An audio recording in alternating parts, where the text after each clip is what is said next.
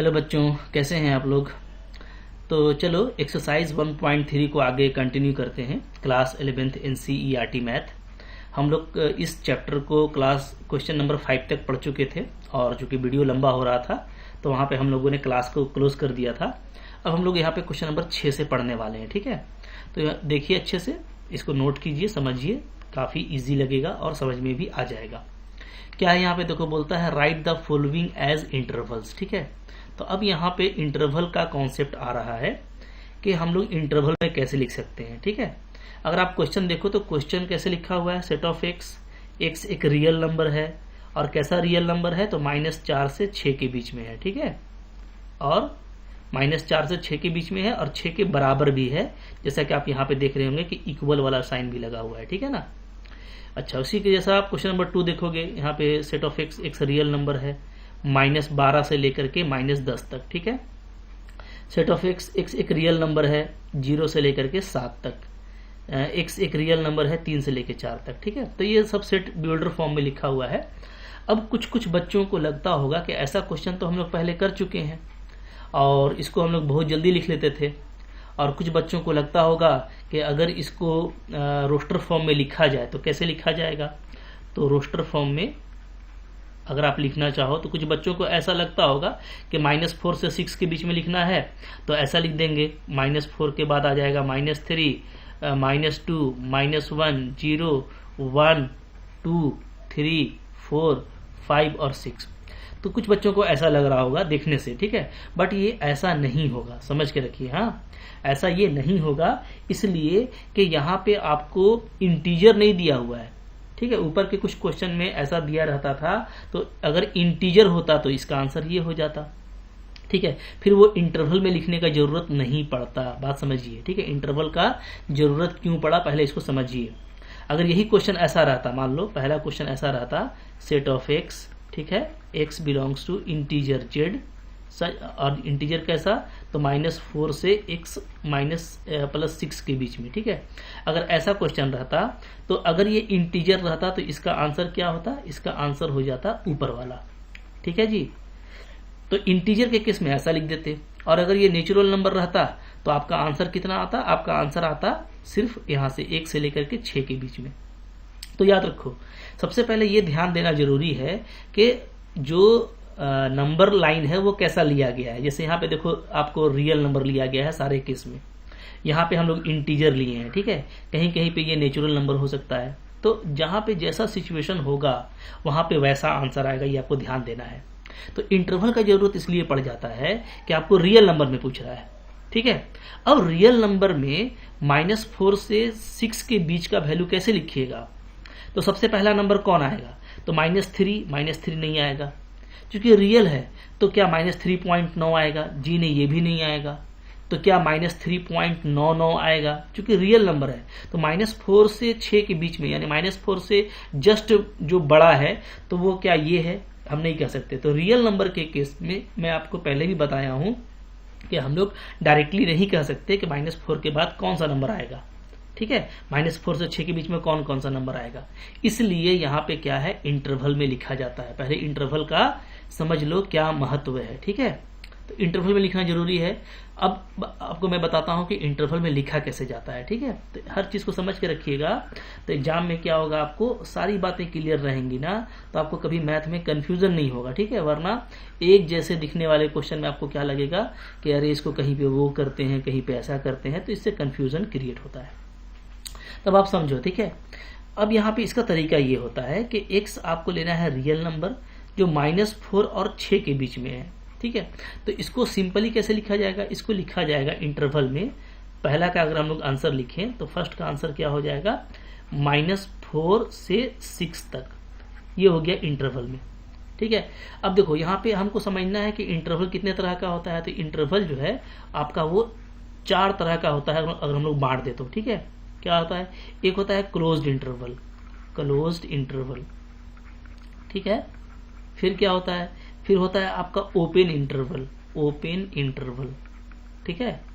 फिर क्या होता है, फिर हमारा होता है open closed interval, open closed interval, ठीक है। और एक क्या होता है, और एक आपका होता है closed open interval, closed open interval, ठीक है। अच्छा, अब इसको आप समझिए कि इसको हम कब लेते हैं ना, क्लोज्ड कब होता है। तो देखो, अगर मान लीजिए कि आपको ऐसे लिखा हुआ है ए से बी तक, ठीक है, लेकिन बराबर दोनों में लगा हुआ है, ए में भी लगा हुआ है बी में भी, इसका मतलब है कि ये ए से सट के चलेगा और बी से भी सट के बी में सट के पहुंचेगा, ठीक है। मतलब इसको थोड़ा और अच्छे से समझिए हम लोग, तो मैं आपको समझा देता हूँ अच्छे से, एकदम प्यार से समझिए इसको, ठीक है। तो अब देखो यहाँ पे, जैसे मान लीजिए अगर हम लोग नंबर लाइन का बात करें, तो नंबर लाइन में ये मतलब होगा कि ये कोई ए है, ये कोई आपका बी है, ठीक है। तो ए और बी दोनों के इक्वल है, यानी ए को भी लेना है, बी को भी लेना है। तो दोनों पे देखो ब्लैक किया हुआ है ना, और दोनों के बीच का सारा हमको अंक को लेना है। तो ये हो गया हमारा क्लोज इंटरवल, ठीक है। तो क्लोज इंटरवल में क्या होता है, क्लोज इंटरवल में हम लोग जो है इस तरह का ब्रैकेट का इस्तेमाल करते हैं। कैसा, समझिएगा, close interval a to b, मतलब इधर ये इधर लगा दिए तो क्लोज हो गया, इधर भी लगा दिए तो क्लोज हो गया। इसमें ये मतलब हो गया कि आपने ए भी लिया है और बी भी लिया है, ठीक है। बात समझ में आ रही है। यानी अगर मान लो यहाँ पे मैं एग्जांपल लेता हूँ, मान लो आपको ऐसे दिया रहता, ठीक है, 3 से लेकर के 6 तक, ओके। तो इसका मतलब क्या है, इसका मतलब है कि आपको 3 और 6 के बीच में सारा कुछ लेना है, 4, 5 जो भी आएगा, 3.3, 3.4 जो भी आएगा, 6 से पहले 5.9, 5.8 जो भी आएगा सब कुछ लेना है, और 3 और 6 को भी लेना है। तो ऐसे केस में यहाँ पे क्लोज्ड इंटरवल लगेगा 3,6, 3 पे भी क्लोज्ड और 6 पे भी क्लोज्ड। तो अगर दोनों तरफ क्लोज्ड हो तो इसको हम लोग क्या बोलते हैं, इसको हम लोग बोलते हैं क्लोज इंटरवल, ठीक है। क्लोज्ड नहीं बोलेंगे चूंकि दोनों तरफ क्लोज्ड है, तो चूंकि दोनों तरफ क्लोज्ड है तो क्लोज्ड नहीं बोल के सिंपल क्या बोल देंगे, क्लोज्ड इंटरवल, ठीक है। अब देखिए ओपन इंटरवल क्या होता है। ओपन इंटरवल में क्या होता है, ओपन में दोनों तरफ ओपन रहेगा, यानी ए एक्स बी, ठीक है, ना इधर इक्वल है ना इधर इक्वल है, देख रहे हैं ना, ऊपर में दोनों में इक्वल भी था, इसमें बस ए से बी के बीच में लेना है, ए पे भी इक्वल नहीं है, बी पे भी इक्वल नहीं है। यानी कि अगर आप नंबर लाइन खींचेंगे और ए और बी के बीच में बात करेंगे ना, तो आपका जो होगा क्या, ए को आपको छोड़ना है, बी को भी आपको छोड़ना है, इसलिए यहाँ पे ए और बी में व्हाइट कर दिया गया है, ब्लैक नहीं है, कि ए को भी छोड़ना है, बी को भी छोड़ना है। तो इसको आप ऐसे दर्शाएंगे, ओपन इंटरवल ऐसे, ठीक है। दो तरीका होता है, देखो ये ओपन बता रहा है, या आप इसको ऐसे भी कर सकते हो, ओपन ए बी। तो ओपन को अगर लिखना है तो आप ऐसे लिख सकते हैं, जिससे जो ये स्मॉल ब्रैकेट से, तो आपको लगेगा ये ओपन इंटरवल है, और ऐसे भी लिखेंगे तो हम लोग को क्या हो जाएगा, ये ओपन इंटरवल हो जाएगा, ठीक है। तो दोनों में से कोई भी आप अपना सकते हैं। बात समझ में आ रही है। तो यहाँ पे एग्जाम्पल इसी तरह का होगा कि मान लो आपको लिया हुआ है 3 से 6 के बीच में, ठीक है, तो 3 भी नहीं लेना है, 6 भी नहीं लेना है, ठीक है। तो ऐसे केस में क्या होगा, ऐसे केस में दोनों पे जो है हमारा क्या लगेगा, ओपन इंटरवल लगेगा। मतलब इसको अगर लिखा जाए तो ऐसे लिखा जाएगा 3,6, ऐसे लिख सकते हैं या तो ऐसे भी लिख सकते हैं, ठीक है जी, क्लियर है। तो एकदम आराम से समझ के रखना है, बहुत ही आसान चीज है, लॉलीपॉप है, आपको समझ में आ जाएगा। अब देखो यहाँ पे क्या आ रहा है, फिर तीसरा नंबर जो है वो है हमारा, क्या है तीसरा नंबर, ओपन और क्लोज्ड। पहले ओपन है फिर क्लोज्ड है, ठीक है। अब आपको समझ में आ गया, ओपन में क्या होता है, इक्वल नहीं होता है, और क्लोज्ड में क्या होता है, इक्वल होता है। तो पहले है ओपन, यानी पहले इक्वल नहीं होगा, ठीक है, x equal to b, okay, ऐसे। तो x जो है a और b के बीच में है, बट a से इक्वल नहीं है, b के इक्वल है। तो शुरू में देखो ओपन हो गया इसके अकॉर्डिंग, ठीक है, और बाद में क्लोज। तो जब भी आपको ओपन लेना है तो वहां पे इक्वल नहीं लगाना है, ठीक है, और जब क्लोज लेना है तो वहां पे इक्वल लगाना है। सिंपल सा चीज है, इसको नंबर लाइन से ऐसे समझिए। मान लीजिए कि हमको a और b के बीच लेना है, ठीक है, a और b के बीच में, तो क्या है यहाँ पे, तो यहाँ पे a पे जो है ओपन है, नहीं लेना है, और b पे क्लोज है, b को हमको लेना है, ठीक है। और ये हो गया इस तरीके से। अगर हम इसको इंटरवल में दिखाएं तो कैसे दिखाएंगे, a पे ओपन लेंगे, ठीक है, और b पे क्या लेंगे, क्लोज्ड। देख पा रहे हैं ना। तो क्लोज्ड के लिए ये साइन लगाया जाता है, ठीक है, और ओपन के लिए ये समझ लेना है। तो इसका एक तरीका और होगा, अगर हम ये लगाएं ओपन के लिए इस तरह का, तो ये आपका ऐसे आप लिखोगे, ठीक है। तो ये हो गया a पे ओपन, b पे भी ओपन। बात समझ में आ रही है। इसी तरीके से अगर हम लोग बात करें क्लोज्ड ओपन का, एक क्लोज, पहले क्लोज्ड फिर ओपन। तो पहले क्लोज्ड अगर है तो इसका मतलब है कि a पे इक्वल होगा और b पे इक्वल नहीं होगा, ठीक है। तो पहले क्लोज्ड हो गया फिर ओपन हो गया। तो सिंपली इसको अगर हम लोग दिखाएंगे तो यहाँ पे ऐसे a और b के बीच में क्या होगा जी, a पे आपको लेना है, a को साथ में लेना है, क्लोज करना है, और b को नहीं लेना, b को ओपन रखना है, ठीक है। तो इसको अगर हम लोग दिखाएंगे तो पहले क्लोज्ड लेंगे ऐसे, ए, बी को ओपन लेंगे ऐसे, या तरीका इसका ऐसा हो सकता है कि ए को क्लोज्ड किए और बी को ओपन कर दिए। ठीक है, तो आप देखो छोटा सा चीज है, बहुत बड़ा चीज नहीं है, अच्छे से समझना है कि भाई ओपन और क्लोज दो तरह की चीजें होती हैं। जो दोनों तरफ क्लोज्ड है उसको क्लोज्ड कहा जाएगा, दोनों को इक्वल लेना होगा, मतलब लास्ट में दोनों बाउंड्री वैल्यू को भी लेंगे। अच्छा, यहाँ भी ये भी इंपॉर्टेंट है। ठीक है, क्योंकि आपको सारा चीज क्या लेना है, ए और बी के बीच में लेना है। यानी ए और बी क्या है, बाउंड्री है, शुरू का बाउंड्री और आखिरी का बाउंड्री, इसलिए ए और बी को हम लोग क्या बोलते हैं, बाउंड्री वैल्यू भी बोलते हैं। ठीक है, कि ये बाउंड्री पर है, तो जिसमें बाउंड्री वैल्यू को भी लेना हो वो क्लोज होता है। नंबर लाइन में ऐसे दिखाया जाता है, ऐसे लिखा जाता है। ठीक है, अगर ओपन है तो वो दोनों तरफ खुला हुआ रहेगा, ओपन रहेगा, बाउंड्री वैल्यू को उसमें नहीं लिया जाता, वहां पे वो इक्वल नहीं होता, बाउंड्री वैल्यू को छोड़ के लिया जाता है, तो उसको हम ऐसे दिखाते हैं। ठीक है, तो देखो मैथ में इसका बहुत इंपॉर्टेंस है। अब आप जब ऊपर में आप आगे बहुत सारा मैथ पढ़ोगे तो आप सिंपली ये बात सिर्फ लिखोगे इतना सारा ना, और इससे ये पूरा बात समझ में आ जाएगा सामने वाले को कि इसका मतलब है कि बाउंड्री वैल्यू को भी लेना है।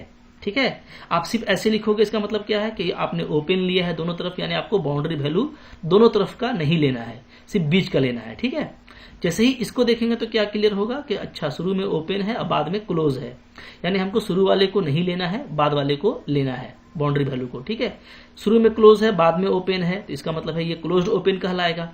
शुरू वाले को लेना है, बाद वाले को नहीं लेना है, तो बहुत छोटा सा चीज है, बहुत बड़ी बात नहीं है। ठीक है, समझ में आ गया होगा आप लोगों को।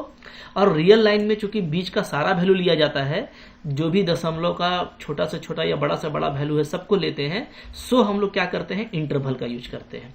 तो आई होप आपको पूरा कॉन्सेप्ट समझ में आ गया है। इंटरवल का बहुत बड़ा चीज नहीं है कि आपको बहुत ज्यादा दिमाग इसमें लगाना है। ठीक है, तो पहला वाला जैसे मैंने आपको बताया, पहला क्वेश्चन क्या है, इधर पहला वाला शुरू में ओपन है।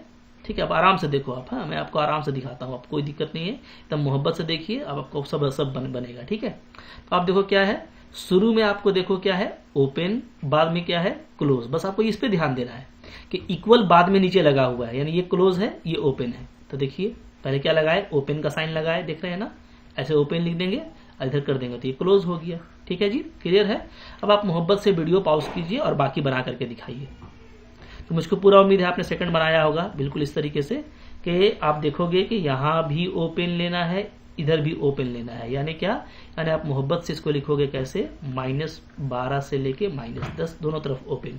ठीक है, थर्ड नंबर कैसे बनाया है आपने, थर्ड नंबर देखो इधर इक्वल टू के साथ है, यानी इधर क्या है, क्लोज्ड है, इधर इक्वल टू नहीं है तो इधर ओपन है, तो यानी कि 0 से 7 तक कैसे लिखना है जी, 0 पे क्लोज और 7 पे ओपन।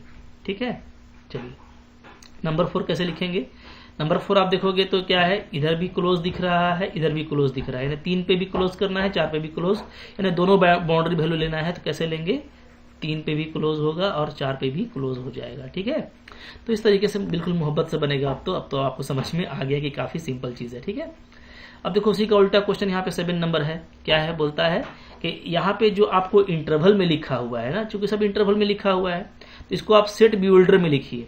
सेट बिल्डर का मतलब क्या है कि जैसे ऊपर लिखा हुआ था वैसे लिख के दिखाइए। तो भाई अब तो बिल्कुल लॉलीपॉप है, अब आपको लिखने में दिक्कत नहीं होगा।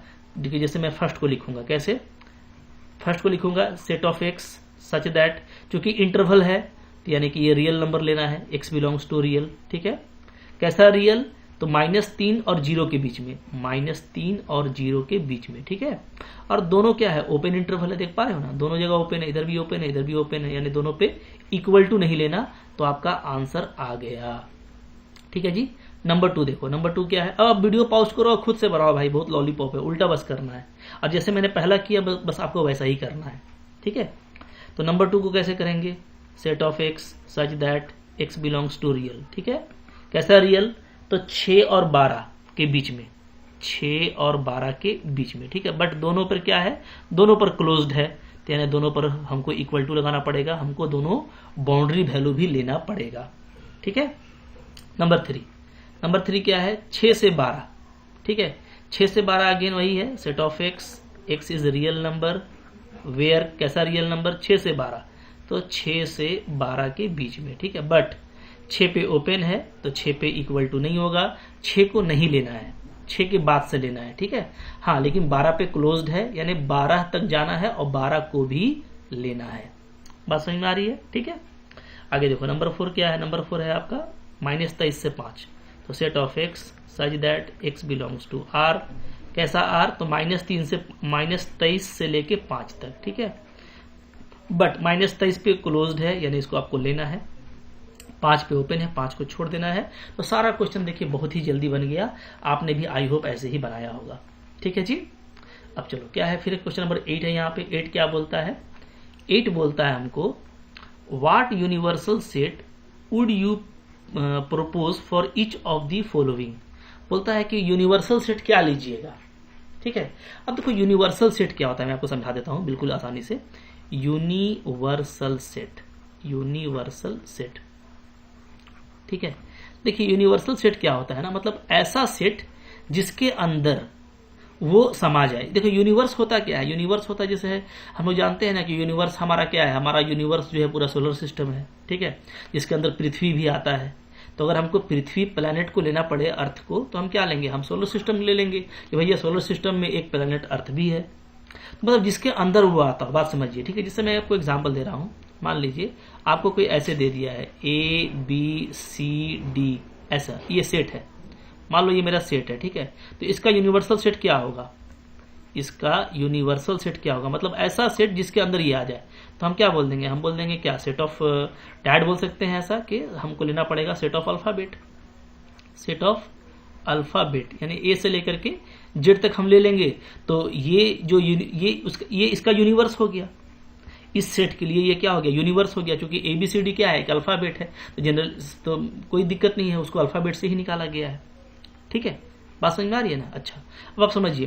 लेकिन ना आपको जो यूनिवर्स लेना है तो आपको ऐसा नहीं कि बड़ा ले लेना है, बहुत बड़ा।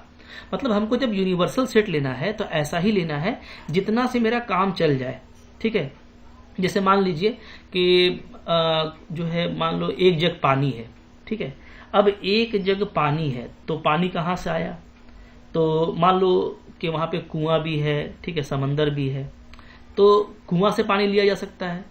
तो कुआं छोटा है तो कुआं को ले लेंगे यूनिवर्सल कि हाँ भाई उसी से 1 जग पानी आया। तो यहाँ पे समंदर लेने का जरूरत नहीं है, ठीक है। बात समझिएगा। जैसे मैं आपको बता रहा हूँ, जैसे मान लो कि आपको कोई सेट दिया हुआ है इस तरह का AEI ऐसा। अब इसके लिए बोलेगा कि यूनिवर्सल सेट लिखिए। मतलब यूनिवर्सल का मतलब कि ऐसा सेट लिखिए, मतलब कि जो इसका माई बाप बन जाए, जिसके अंदर ये आता हो। तो हम क्या कहेंगे? हम बोलेंगे कि भैया आप ले लो सेट ऑफ भावेल, ठीक है, सेट ऑफ भावेल। आप आराम से देखिए, इसलिए कि जो यहाँ पे जो AEI लिया गया है तो ये तो भावेल है। और अगर हम भावेल ले लेते हैं AEIOU तो उसी के अंदर ये आएगा। तो अब यहाँ पे सेट ऑफ पूरा अल्फाबेट लेने का जरूरत नहीं है, हालांकि ये है अल्फाबेट ही। लेकिन अब आप सेट ऑफ अल्फाबेट इतना बड़ा यूनिवर्स क्यों लीजिएगा? तो होता है ना भाई कि हम लोग कम से कम खर्च में काम करना पसंद करते हैं। और मैथ में भी क्या होता है, कोई भी चीज ज्यादा मीनिंगफुल लिया जाता है। तो ये ज्यादा मीनिंगफुल है कि आप सेट ऑफ भावेल ले लीजिए, वही इसका माई बाप बन जाएगा, ठीक है। तो ये बात आपको समझना है। सेट ऑफ भावेल लिखा हुआ है ना, वावेल्स, ठीक है। ये आपको समझना है कि कब क्या लेना है, ठीक है। बात समझ में आ गई? तो हमको लगता है आपका क्लियर हो गया है। तो यहाँ पे बोलता है कि दोनों, जैसे एक आपको लिया गया है क्या? एक आपका लिया गया है सेट ऑफ राइट ट्रायंगल और एक आपका लिया गया है the set of isosceles triangle, ठीक है। तो चाहे राइट ट्रायंगल की बात करो या आइसोसेलेस ट्रायंगल की बात करो, ठीक है। मैं अगर ले लेता हूं तो यूनिवर्सल सेट डेफिनेटली क्या हो जाएगा? यूनिवर्सल सेट हो जाएगा is set of triangles, simply set of triangles. अगर मैं सेट ऑफ ट्रायंगल्स ले लेता हूं तो नो डाउट कि इसके अंदर सारा ही ट्रायंगल आ जाएगा, क्योंकि सेट ऑफ ट्रायंगल जब आप लिखेंगे, दुनिया का जितना भी ट्रायंगल है सबको आप लिखेंगे। तो कोई भी राइट एंगल ट्रायंगल होगा, समकोण त्रिभुज, तो इसी में आएगा। कोई भी आइसोसेलेस ट्रायंगल होगा आपका, ठीक है, समबाहु त्रिभुज, तो भी इसी में आएगा। बात समझ में आ रही है ना? तो इन दोनों के लिए बोलता है for each of the following, दोनों के लिए मिला करके अगर हमको लेना पड़े कोई यूनिवर्सल सेट तो वो हम क्या लेंगे? वो हम लेंगे सेट ऑफ ट्रायंगल, ठीक है। बहुत छोटा सा चीज है, बहुत बड़ी चीज नहीं है, ठीक है। यूनिवर्सल सेट जैसा मैंने आपको बताया ऐसे ही आपको काम करना है, ठीक है।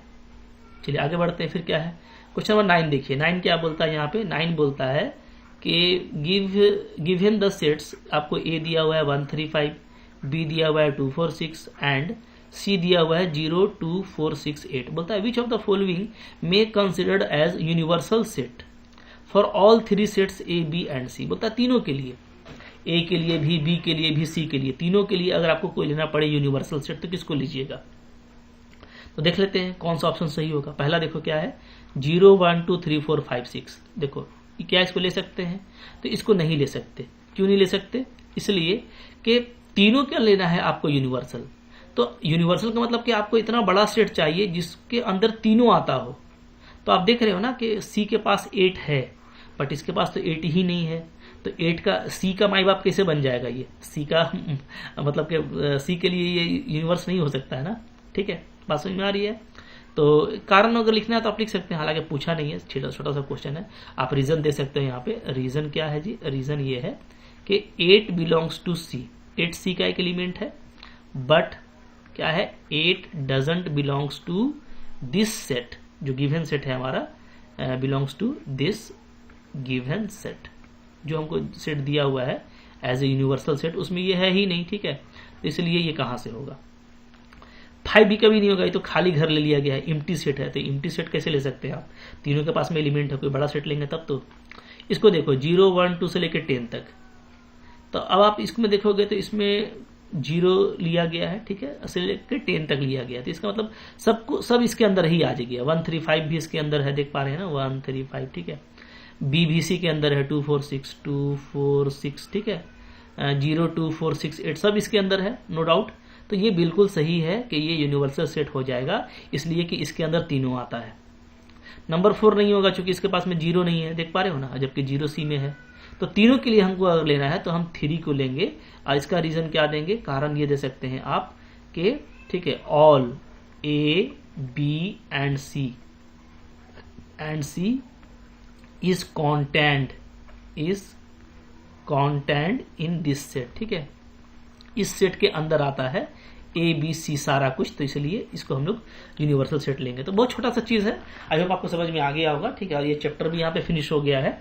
तो भाई बहुत कुछ नहीं था, जितना कुछ आपको सिखाना है ना उतना ही आपको सोचना है, मोहब्बत से सोचना है, प्रॉपर रिवीजन करना है, प्रैक्टिस करनी है, आगे बढ़ते चले जाना है, इनका आगे काफी यूज है। ठीक है, तो आई होप आप लोगों को काफी अच्छे समझ में आ गया होगा। अच्छे समझ में आ गया हो तो लाइक कीजिएगा, चैनल पे नए सब्सक्राइब कीजिए, उसको शेयर कीजिए। और 1 बाय 1 मैं सारे चैप्टर को कवर कर रहा हूँ, तो आपको सारा लेक्चर देखना है और बिल्कुल शुरू से देखते आना है, ताकि आपका कोई चैप्टर ना छूटे और आपकी तैयारी मजबूत हो जाए और आप बोर्ड एग्जाम में बहुत ही अच्छा नंबर लेकर के आओ। ठीक है, और ना सिर्फ आपका बोर्ड एग्जाम में अच्छा नंबर आए, बल्कि आपको फिर कॉम्पिटिशन के में जब आप जाओ तो आपको कॉन्सेप्ट इतना अच्छा रहे कि कोई भी कॉन्सेप्ट कॉम्पिटिशन आपके अच्छे से निकल जाए।